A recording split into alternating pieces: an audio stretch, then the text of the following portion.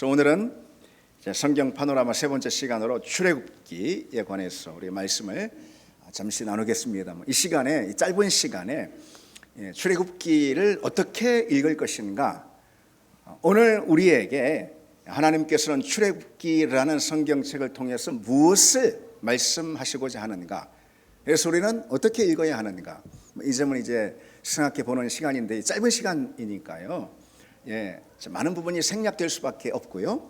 그 중에 핵심, 우리가 출애굽기의 독자로서 어떤 부분에 주안점을 둬서 읽어야 되고, 출애굽기에서 어떤 메시지를 우리가 얻어야 하는지, 그 점에 대해서만 아주 짧고 그리고 굵게 그렇게 말씀을 나누겠습니다.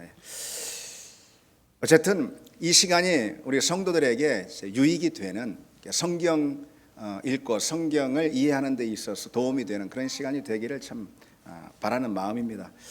출애굽기는요, 요셉이 창세기 50장에서 요셉이 이제 죽잖아요, 그렇죠?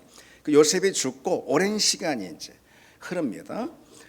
그리고 그 애굽에 요셉을 알지 못하는 새 왕조, 새로운 바로가 들어선 바로 그때로부터 이 출애굽기가 시작이 되는 것이죠.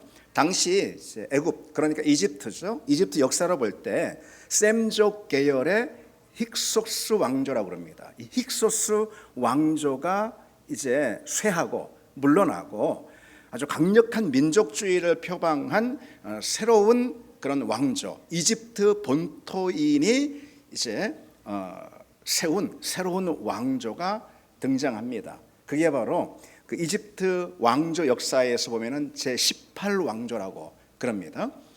그때가 주전으로 보자면은 한 15세기 정도 되는, 주전 1400년대, 그러게 바로 이 출애굽기의 역사적 배경이라고 할 수가 있습니다. 자, 여러분, 창세기 우리가 지난주 나눴는데, 창세기는 어떤 책이냐면요, 어떻게 시작되었는가, 이 질문에 대한 답이에요. 그게 이 창세기의 내용이고요. 그렇다면 출애굽기는요, 어떻게 형성되었는가, 그게 바로 이 출애굽기가 바로 그 답에, 그 질문에 답하고 있는 책이다, 이렇게 할 수가 있어요. 어떻게 형성되었는가. 창세기가요, 하나님께서 한 사람, 다시 말해서 아브라함이죠, 아브라함을 하란에서 부르신 그런 이야기라면은, 출애굽기는요, 이후 민족이라는 거대한 단위로 팽창한 그 이스라엘을 애굽에서 불러내신 그런 이야기입니다. 그래서 창세기도요, 아브라함을 하란에서 불러낸다, 어디로부터 불러내다, 이게 이제 영어로 하면은 called out이라고 합니다. 어디에서 불러내다, 그런 책이라면은 출애굽기도 역시요, 애굽에서 불러내다, 하나님께서 called out입니다. 애굽에서 불러낸 그런 이야기라고 할 수 있어요. 따라서 이 출애굽기는요, 단순히 한 민족의 노예 해방에 관한 그런 역사 기록이 아니죠.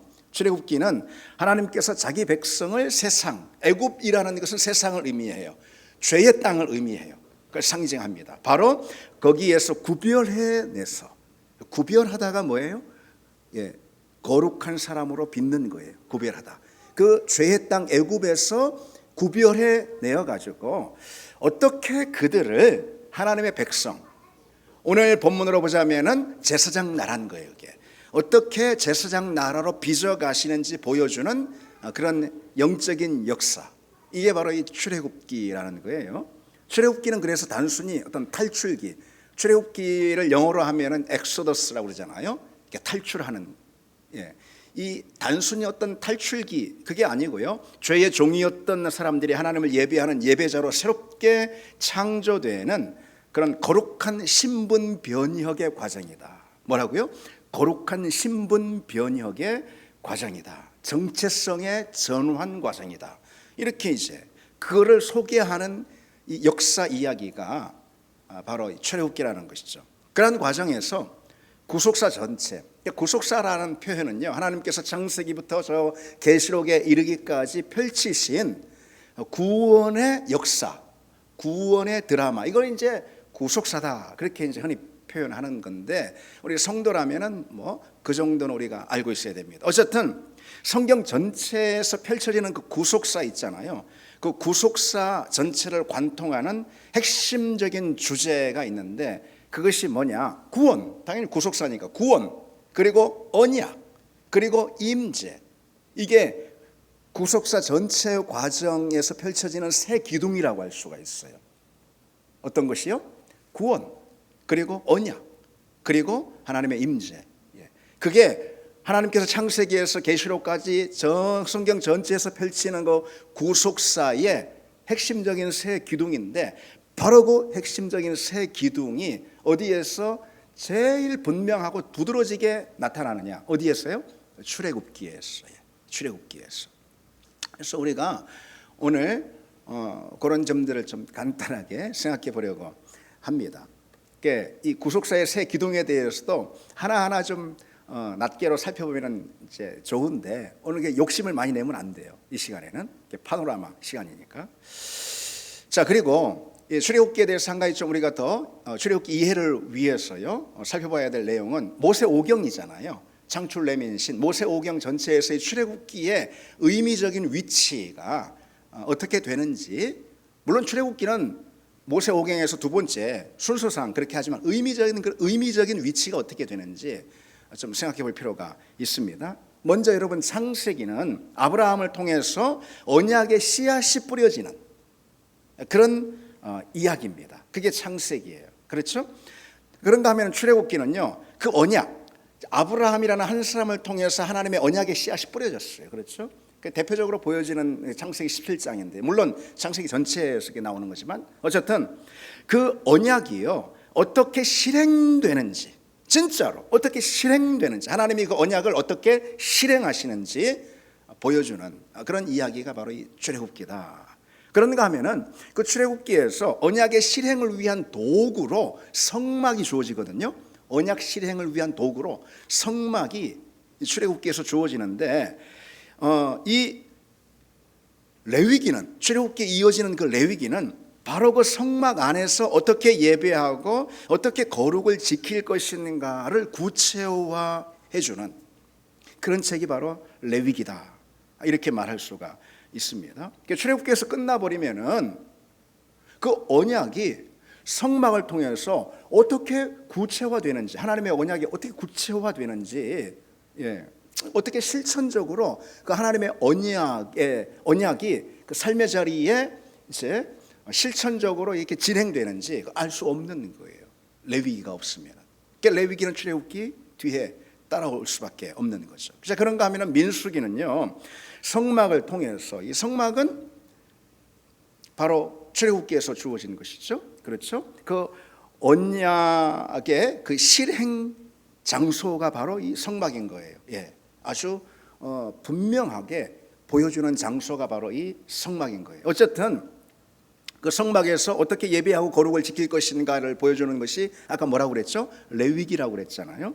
민수기는 그 성막을 통해서 하나님의 임재 안에 어떻게 세상이라는 그 광야를 진행해 갈 것인가를 보여주는 그 책이 바로 민수기다, 이렇게 말할 수 있고요. 그런가 하면 신명기는요 약속의 땅을 이제 앞두잖아요. 가나안 땅. 그 약속의 땅을 앞두고 창세기에서 세워지고 출애굽기에서 구체화된 그 언약 있잖아요. 그 언약을 재확인합니다. 모세의 설교라는 방식으로 언약을 재확인하는 거예요. 언약을 재확인하다라는 것의 신학적인 용어가 언약갱신이라고 말합니다. 언약을 갱신합니다. 그리고 갱신한 그 언약을 어떻게 다음 세대로 전수할 것인가를 보여주는 책이 바로 이 신명기라고 할 수가 있어요. 이게 이제 모세오경 전체에서 이 그 얼개 가운데 이 출애굽기의 의미적인 위치가 어떻게 되는지 제가 방금 말씀을 드렸습니다. 자, 그러면은 이 출애굽기의 기록 목적, 출애굽기는 왜 기록되었을까? 이스라엘 백성들이 한마디로 말해서 이거예요. 한마디로 이스라엘 백성들이 섬겨야 할 대상은 애굽의 바로가 아니라 바로 여호와 하나님이다. 한마디로 그거예요. 그게 출애굽기의 기록 목적인 거예요. 모세가 바로 앞에서요 계속 누차 외치는 말이 있어요. 하나님께서 모세에게 바로에게 가서 이렇게 말하라라고 한 바로 그 말씀을 바로 앞에서 모세가 계속해서 외칩니다. 어떤 말씀일까요? 내 백성을 보내라. 그들이 나를 섬길 것이라. 내 백성을 보내라. 애굽에서 보내라. 광야로 보내라. 그들이 나를 섬길 것이다. 내 백성이니 내 백성은 나를 섬겨야 한다. 바로 그 말씀을요, 출애굽기 7장, 8장, 9장, 10장 해서 계속해서 이제 연거푸 외칩니다. 그러니까 내 백성을 보내라. 내 백성이 나를 섬길 것이라.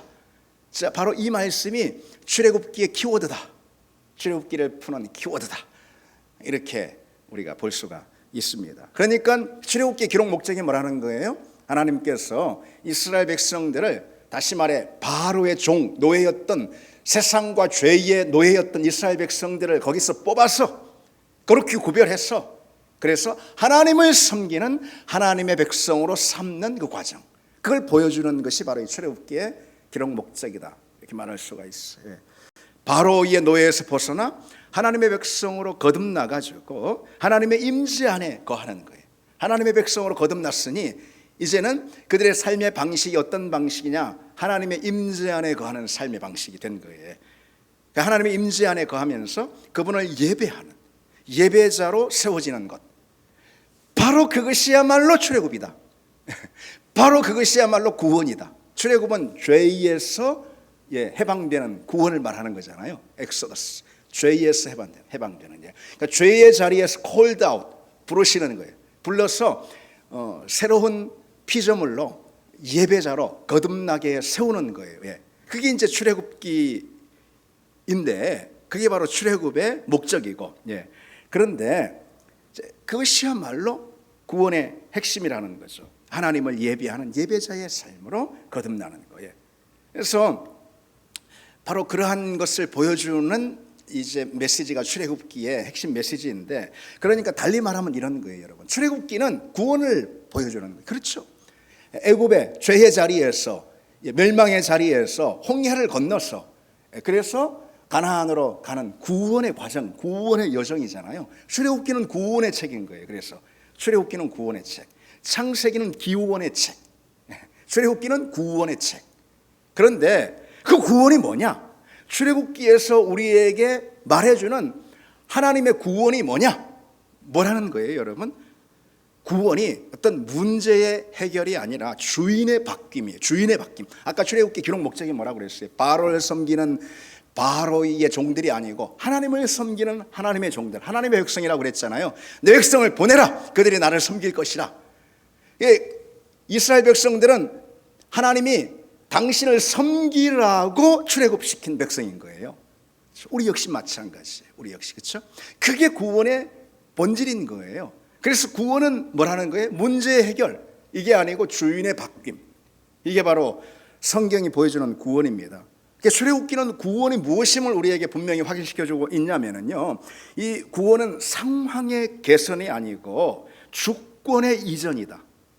뭐라고요? 상황이 개선되는 게 아니고 주권이 이전되는 것, 그게 구원입니다, 여러분. 성경이 말해주는 구원은 바로 그런 거예요.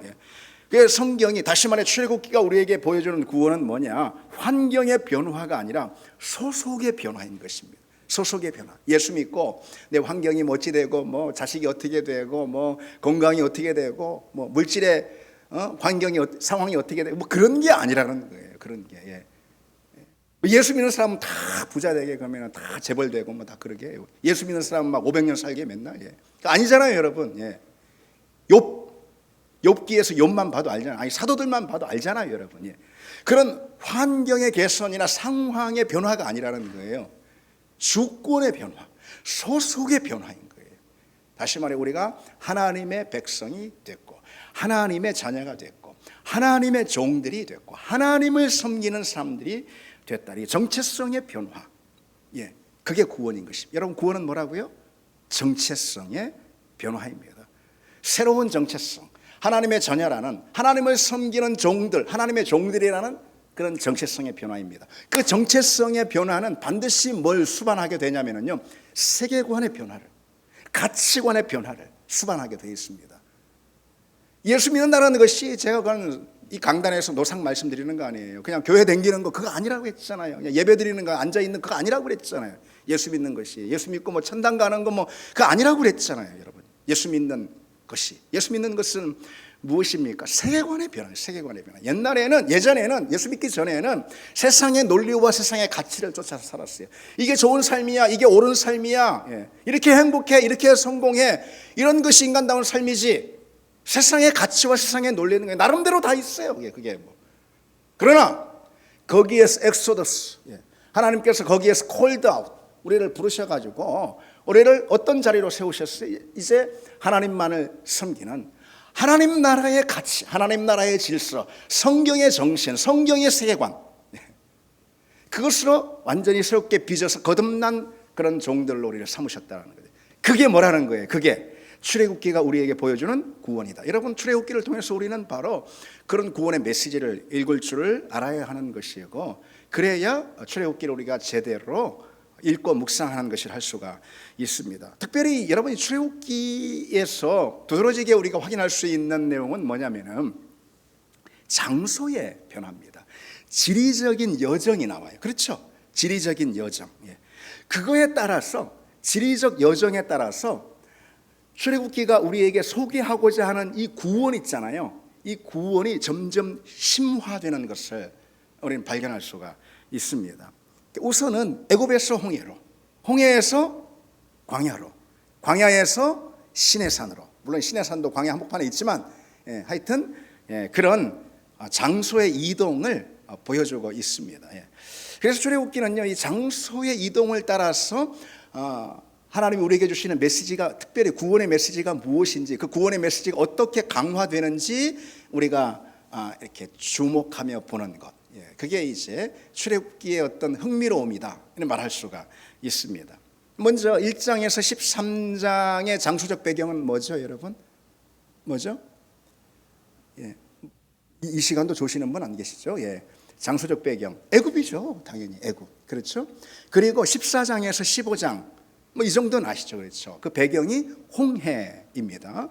그리고 16에서 18장까지는 광야를 배경으로 하고 있고요. 그리고 19장에서 마지막 40장까지는 시내산을 배경으로 하고 있습니다. 각각의 그 지리적 배경 가운데 구원의 메시지가 점점 강화되는 것을 우리는 알 수 있습니다.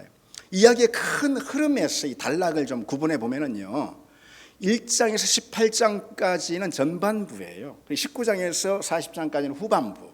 이렇게 이야기의 큰 흐름 가운데 이 단락을 구분할 수가 있는데, 1장에서 18장까지 전반부는요, 출애굽과, 일단 애굽에서 나오는 거잖아요. 그 과정에서 홍해를 만나잖아요. 그렇죠? 출애굽과 그 홍해 도하를 통해서 구원의 사건을 우리에게 보여주는 거예요.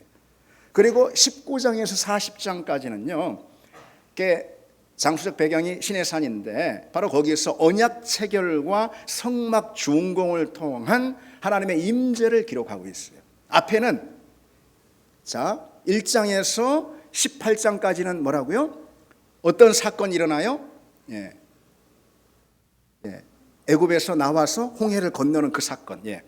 그걸 통해서 구원을 보여줘요. 구원의 사건을. 그 다음에 19장에서 40장까지는요, 어떤 사건이 나옵니까? 하나님께서 언약을 체결하시고 율법을 주시고 성막을 이들에게 허락하십니다. 바로 그것을 통해서 하나님의 임재가 그들 가운데 머무는 그 사건을 보여주고 있어요. 그게 바로 19장에서 40장까지. 여러분, 그것만 딱 머리에 담고 계시면은 출애굽기를 읽는데 아주 유익할 것이다 이렇게 봅니다. 근데 이제 조금 더 세분해서요. 조금 더 세분해서 들어가면은 1장에서 일단 15장까지는요, 구원의 사건을 기록해요. 애굽과 홍해 배경이 그렇게 되잖아요. 그런데 특히 1장에서 13장까지는 애굽에서 그 열지향, 기억나시죠? 열지향. 그 열지향을 통해서 주시는 구원의 사건이고, 14, 15장은 당연히 홍해 사건이에요. 그렇죠? 홍해에서 건지는 구원의 사건. 그래서 1장에서 15장은 구원의 사건을 말하는 거예요. 그리고 16에서 18장은 드디어 홍해를 건너서 광야로 나갑니다. 그래서 민수기까지 쭉 하면 이제 광야로 쭉 이어지는 과정인데, 출애굽기 16장에서 18장은 이스라엘 백성들의 광야 초기 생활을 그려주고 있습니다. 시내산으로 들어가는 그런 과정을 말하는 거죠. 그리고 19장 드디어 시내산으로 이제 들어갑니다. 24장까지 19장에서 24장까지는 시내산에서 선물 하나를 받아요. 어떤 선물요? 바로 십계명과 또 그것을 비롯한 율법. 십계명과 율법을 통해서 언약이 체결되는 거예요. 하나님과 이스라엘 백성들 사이 언약이 체결이 됩니다. 언약 백성으로 거듭나는 그런 장면이 바로 19장에서 24장이에요. 그리고 25장, 여러분들 맨날 성경 읽으실 때 25장부터 안 읽으시잖아요. 25장 하면 거기서 막 계속 성막 얘기 나오잖아요. 그렇죠. 물도 먹으면 어떻고, 뭐 그다음에 등잔대가 어떻고, 뭐 하면서 25장에서 40장까지는 성막 건축에 관한 그런 이야기예요. 설계도도 하나님이 다 주시고요. 그 성막 건축을 통해서 하나님이 그들 가운데 임하심으로 드디어 출애굽기에서 시작된 그 구원의 서사가 완결되는 대단원이라고 할 수가 있습니다. 자, 여러분 말씀드린 대로 이와 같이 이스라엘 백성들의 그 이동 경로 있잖아요. 그 이동 경로는 단순히 장소의 이동, 장소의 변화가 아니라요. 그것을 통해서 출애굽기가 성경이 우리에게 영적 성숙의 단계를 보여주고 묘사하고 있다라고 할 수가 있습니다. 그래서 각 장소는 그러니까 애굽, 또 홍해, 광야, 시내산, 이 각 장소는 하나님의 구원의 계획이 구체화되는 현장이다 이렇게 말할 수가 있어요. 좀 더 그러면 그 각 장소에 대해서 구원의 여정 가운데 만난 그 각 장소 있잖아요. 그 장소에 대해서 좀 더 구체적으로 좀 설명을 해 보겠습니다. 자, 출애굽기에서 우리가 마주하게 되는 이스라엘 백성들의 이동 경로 가운데 네 장소가 어디라고 그랬죠? 먼저는 애굽이니 애굽, 그렇죠? 그리고 홍해, 그리고 광야, 그리고 시내산, 이렇게 이제 볼 수 있죠. 애굽부터 한번 보시면요, 애굽은 영적으로 봐서 어떤 장소이냐? 심판과 분리의 장소이다. 애굽은 심판받을 장소예요. 거기서 분리해내는, 구별해내는 이스라엘 백성들을, 바로 그런 장소가 애굽이다. 이스라엘에게 애굽이 상징하는 것은 세상이고 죄이고 그리고 심판의 장소, 죽음의 땅이라고 할 수가 있어요. 그곳에서 이스라엘을 구출하기 위해서 하나님이 뭘 행하시죠? 10가지 재앙을 행하시지 않습니까? 그 10가지 재앙을 여러분 출애굽기를 통해서 읽으시면서 접하시면서 어떤 생각이 좀 드십니까? 이가 나오고 파리가 나오고 독종이 나오고 뭐 하면서 우박이 내리고 하면 여러분 어떤 느낌이 좀 드시면서 그 대목을 여러분들은 읽고 계십니까? 이 재앙이라는 것은 단순히 하나님이 자연재해로 바로를 골탕 먹이시는 그런 사건이 아니에요. 당연히 그런 사건이 있겠습니까, 여러분? 그런 것이 아니고 애굽이 숭배하던 이 우상들에 대한 하나님의 강력한 선전포고이자 심판, 그게 바로 이 10재앙의 내용입니다. 이를테면 10가지 다 이 시간 나열할 수는 없고요. 나일강이 피로 변하지 않습니까? 이것은 이제 나일의 수호자인 하피신이 있어요. 이 이집트 사람들은 나일강이 이집트에 제일 중요하잖아요. 그렇죠? 그래서 그 나일강의 이 관계수로 이런 걸 통해서 이 애굽에 일찍부터 수사학이 발전하고 그러지 않았습니까? 점성학이 발전하고 그러지 않았습니까? 근데 어쨌든 나일강이 이집트 사람들에게 제일 중요해요. 너무 중요해요. 그래서 나일강을 지키는 하피신이라고 있어요. 그런데 나일강을 피로 물들게 하지 않습니까? 그건 이집트 사람들이 섬기는 하피신에 대한 선전포고이자 심판입니다. 심판. 개구리가 막 나오지 않습니까? 이들에게 개구리도 신이었어요. 그래서 다산을 그 의미하는 개구리가 여러분 옛날 어릴 때 봤습니까? 여러분들은 어릴 때도 도시에서 사셨습니까? 저는 이제 옛날에 어릴 때 시골에 살면 개구리가 알을 낳잖아요. 알을 한 다발 한 가마니 알을 낳지 않습니까? 이 개구리의 번식력은 어마어마합니다. 개구리 그만두시죠. 개구리 얘기하지 마. 하여튼 개구리의 이게 다산의 신이거든요. 헤게트라는 그 신을 심판하는 그런 내용인 거예요. 그리고 우박, 하늘의 여신인 누트라는 신이에요.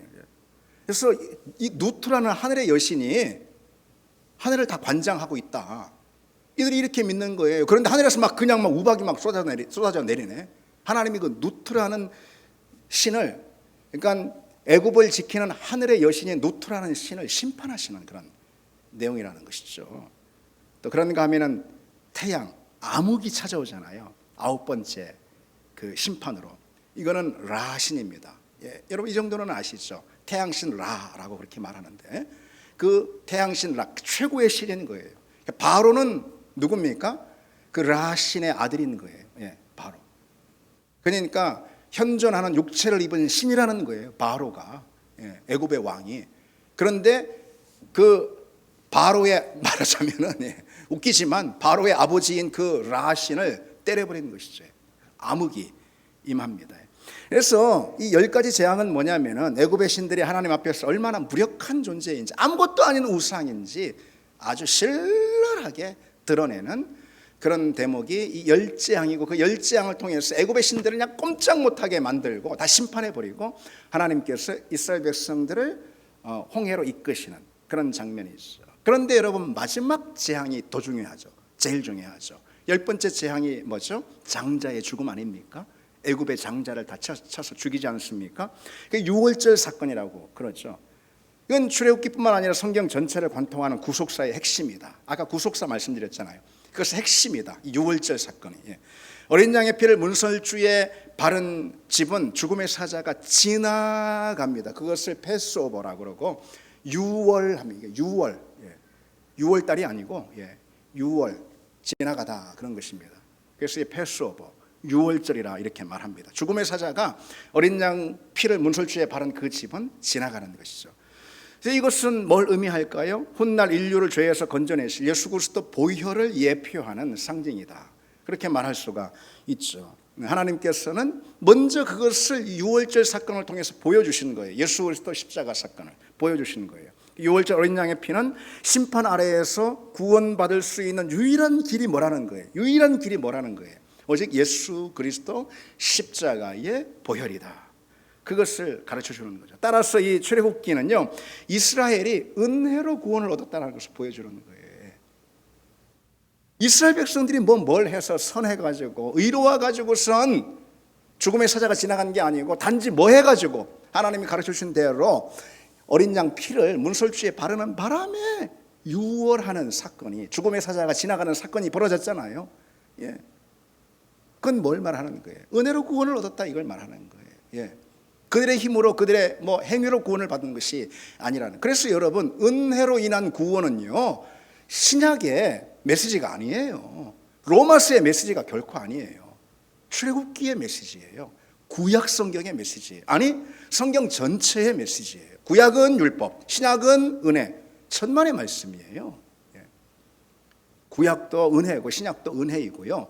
구약의 율법이 신약에 폐지됩니까? 완성되는 거예요. 그래서 구약도 율법이고 신약도 율법입니다.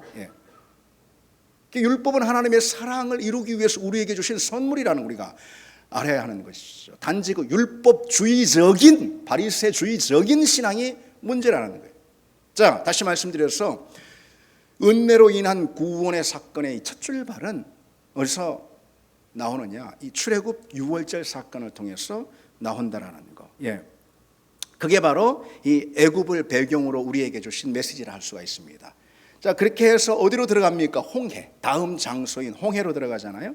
홍해는 한마디로 말해서 죽음과 부활의 세례를 받은 상징적인 현장이다. 죽음의 세례를 받고 통과하고 그리고 결국은 부활의 세례를 받게 되는 그런 상징적인 현장이 홍해다라고 할 수 있어요. 앞에는 바다, 뒤에는 애굽의 군대가 쫓아오는 그런 진퇴양난의 위기. 이것은 뭘 보여주는 거죠? 인간의 모든 가능성과 일말의 소망에 대한 여망도 다 끊어진 그런 상태. 인간에게는 소망이 없고 답이 없다라는 바로 그 상태를 보여주는 것이죠. 하나님은 바로 그 순간에 어떻게 하시죠? 바다를 갈라버리시죠. 바다를 가르시는 상상도 할 수 없는 전대미문의 이 사건을 통해서 이스라엘을 구원하시잖아요. 그래서 홍해를 건너는 사건은 구원의 확정인 거예요. 그렇죠. 애굽의 군대가 수장돼 버리니까 그렇죠. 구원의 확정인 거예요. 노예였던 신분이 하나님의 백성으로 세례를 받는, 홍해를 지나면서 노예였던 신분이 죽는 거예요. 바다를 지나면서 바닷속에서 노예였던 신분, 종된 그 정체성이 죽어버리는 거예요. 그래서 장례식이다 이렇게 말할 수가 있습니다. 그리고 새로운 하나님의 거듭난 백성으로 부활하는, 새롭게 거듭나는 그런 거대한 구원의 의식, 이게 바로 홍해 도화 사건이라고 할 수가 있어요. 우리는 홍해 도화 사건을 읽으면서 바로 그런 신앙적인 메시지를 그 대목에서 확인할 수가 있어야 되는 거죠. 사도 바울이 나중에 고린도전서 10장이에요. 제가 말씀드리는 게 아니고 이건 바울의 홍해 도화 사건에 대한 해석이 고린도전서 10장에 기록되어 있습니다. 그걸 세례다 이렇게 바울은 해석하고 있는 거예요. 그처럼 이 홍해 사건은요, 과거에 종된 자하가 수장되고요, 다 죽어버리고 죄된 자하가 죽고 하나님의 백성으로 새롭게 태어나는 그런 영적인 장례식. 여러분, 죽어야 새로 태어나잖아요. 그래서 홍해에서 죽는 거예요. 다시 태어나는 거예요. 그게 부활의 사건인 것이죠. 거듭남의 사건인 것이죠. 바로 그걸 상징하는 내용이다 할 수가 있습니다. 뭐가요? 홍해의 사건이. 홍해를 이제 통과해서 어디로 나아가죠? 어디로? 광야로 나가잖아요. 그렇죠? 그 광야는 하나님의 백성으로 빚어지는 훈련장이다. 이렇게 말할 수 있어요. 그래서 신약적인 그런 신학 용어로 말한다면은 이 홍해는 칭의, 의롭게 여기심, justification, 칭의의 사건이고요. 그리고 이 광야는 성화되어가는, 거룩으로 빚어져 가는, sanctification이라고 그러는데요. 성화의 과정이다. 이렇게 말할 수가 있습니다. 홍해를 건넌 후에 어떤 여러 광야, 마라 광야, 그리고 또 르비딤, 엘림, 그리고 신광야, 이런 여러 광야들을, 광야 끝에 뭐가 나옵니까, 여러분? 광야 끝에 광야가 나옵니다. 그 광야 끝에 또 뭐가 나오죠? 다른 광야가 나옵니다. 그런 여정은요, 광야의 여정은 생존의 근원이 어디에 있는지 분명히 보여주는, 깨닫게 해주는 그런 여정이었다 할 수가 있어요. 생존의 근원이 어디 있는지 묻게 되는 그런 과정이었어요. 쓴물이 단물로 변하고, 어디에서요? 광야에서. 그렇죠? 그리고 만나와 메추리아가 내리고요. 어디에서요? 광야에서. 반석에서 샘이 터져나오고, 어디에서요? 광야에서. 그런 사건을 통해서 이스라엘은 신명기 8장에 있는 이 말씀을 기억해야 했던 거예요. 그 신명기 8장에는 그 말씀을 마음에 담아야 했던 거예요. 어떤 말씀? 잘 아시잖아요. 사람이 떡으로만 살 것이 아니요 여호와의 입으로부터 나오는 모든 말씀으로 살 것이라. 그 하나님의 말씀을 어디에서 배우는 거죠? 광야에서.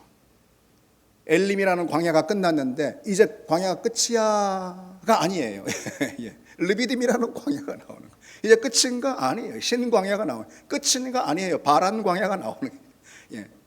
그런 광야에서 광야로 이어지는 그런 이스라엘 백성의 여정을 통해서 이스라엘 백성들은 사람이 떡으로만 사는 것이 아니고 하나님의 입에서 나오는 모든 말씀으로 살 것이다라는 그런 신앙으로 훈련을 받게 됩니다. 그래서 광야는 극단적인 결핍의 장소인 것이 틀림없죠. 그러나 역설적으로 하나님의 공급을 가장 밀도 있게 경험하는 그런 은혜의 지성소다, 이렇게 성경이 가르쳐주고 있는 거예요. 우리는 출애굽기, 그리고 나중에 민수기에서 광야의 부분이 더 많이 나오죠. 그렇죠?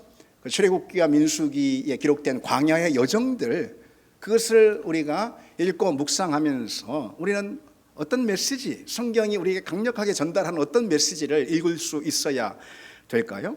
광야라는 곳, 인생이 바로 광야다 할 수가 있는데, 이 광야라는 인생, 이 광야는 결핍의 장소 같지만 역설적으로 하나님의 공급을 가장 밀도 있게 경험하는 영적인 은혜의 지성소다.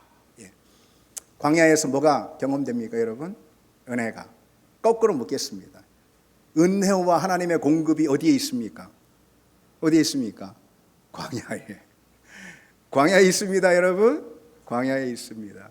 광야에서 하나님을 만나는 거예요. 광야에서 은혜를 경험하는 거예요. 광야에서 구원의 빛을 경험하는 것입니다. 광야에서 찬송이 나오는 거예요. 그래서 광야에서 감사가 터져나오는 것입니다. 광야로 이끄신 주님을 찬양하는 우리가 되길 바랍니다. 정말로요? 정말로요? 아멘. 광야로 이끄신 하나님께 감사하고 찬양하는 우리가 되기를 바랍니다. 출애굽기를 통해서 우리는 그 점을 묵상할 수가 있습니다. 마지막 장소, 신의 산이죠. 아이고야, 큰일 났네요. 빨리 하겠습니다. 신의 산. 근데 이거 출애굽기를 두 번 나눠서 그렇게는 좀 그래요. 자, 19장에 이르면은 무대가 신의 산으로 옮겨집니다. 이곳에서 출애굽기에 큰 전환점이 일어나는데 바로 신의 산 언약이라는 거예요. 언약. 하나님께서 이스라엘 구원하신 목적은 단순히 그들을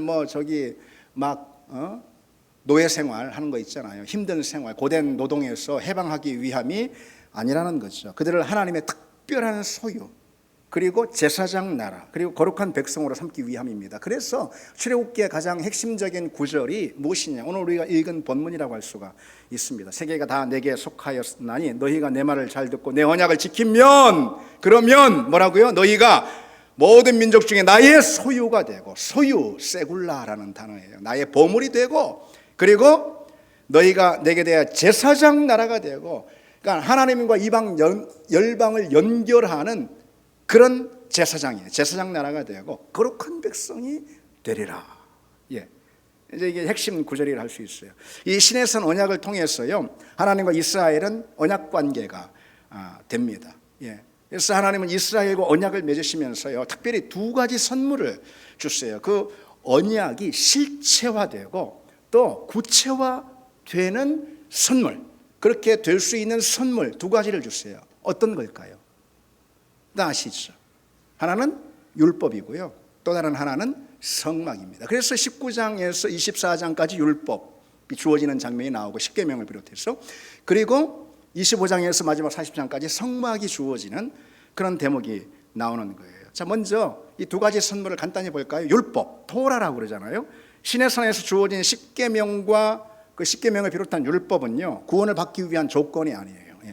구원받은 백성이 누려야 할 윤리이자 자유의 헌장이다. 구원받기 위해서 그걸 지켜야지. 그 조건이 아니고, 구원 이미 받았잖아요. 홍해를 건넜잖아요. 그렇잖아요. 홍해를 건넌 건 구원의 확정입니다. 그 구원받은 이스라엘 백성들이 누려야 할 성도의 윤리이자 자유의 헌장이라는 거예요. 율법의 핵심은 하나님을 사랑하고 이웃을 사랑하는 거잖아요. 그렇죠?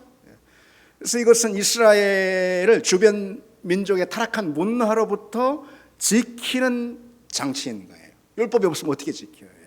타락한 문화로부터 다 동화돼가지고선 다 쓸려버리는 것이. 가나안 땅에 뭐로 갔어요? 가나안 땅에 갈 필요가 아무도. 가나안 땅이 그냥 애굽이 돼버리는 거예요. 그렇죠?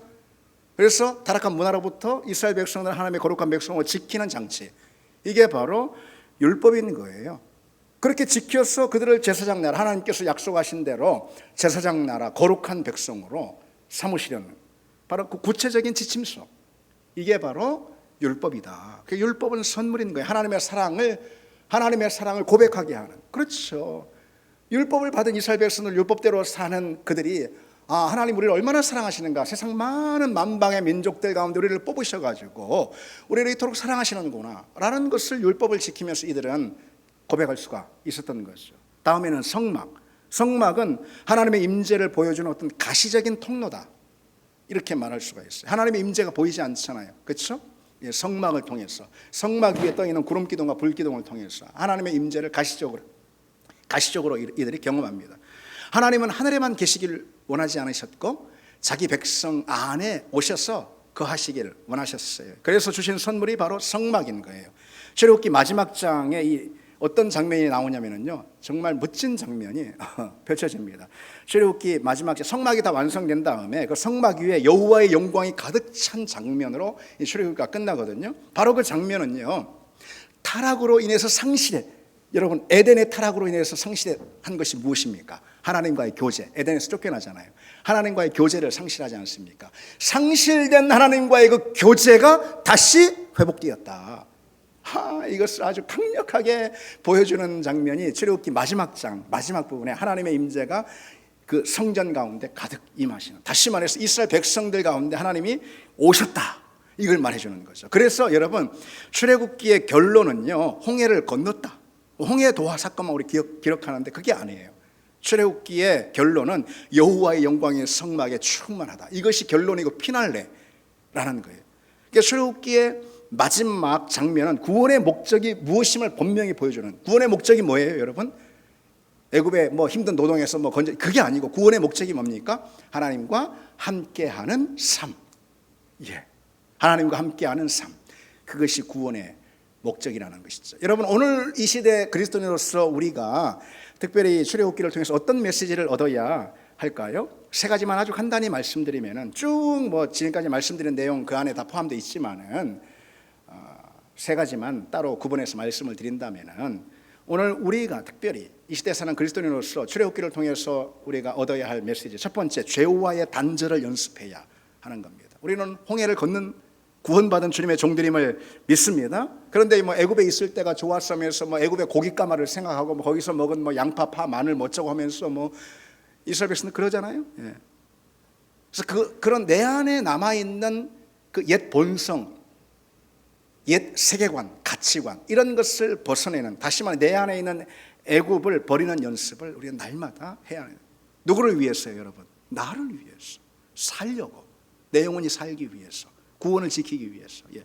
두 번째, 새로운 신분을 늘 자각하고 기억해야 합니다. 제사장 나라로서의 정체성을 특별히 우리가 가져야 되고, 하나님의 거룩한 백성으로서의 정체성을 우리가 잊지 말아야 하는 거죠. 우리 삶의 자리가 어떤 자리에? 제사장 나라로서의 직무 수행의 자리다. 제사장이라는 건 뭐냐? 하나님과 세상을 연결하는, 잇는 그런 존재라는 것이죠. 그리고 마지막 하나, 임재 중심의 삶을 우리가 지향해야 합니다. 성막을 중심으로 진을 치지 않습니까? 우리의 모든 삶은 성막이 뭐예요? 하나님의 임재 한복판이잖아요. 성막이. 우리의 모든 삶은 바로 하나님의 임재 한복판이다. 또 한복판이 돼야 한다. 또 그것을 갈망하는 삶이 돼야 한다. 여러분, 우리가 기억해야 하는 거죠. 그래서 내 중심에 하나님의 임재를 모셔드리고요, 그분이 이끄시는 방향, 그 임재가 이끄는 속도, 거기에 우리 삶의 걸음을 맞추어 가는 것이, 그것이야말로 우리 인생이 가장 안전하게 인생이라는 광야를 지나는 그런 방편이다. 아멘. 예. 같이 찬양하고 기도하시겠습니다.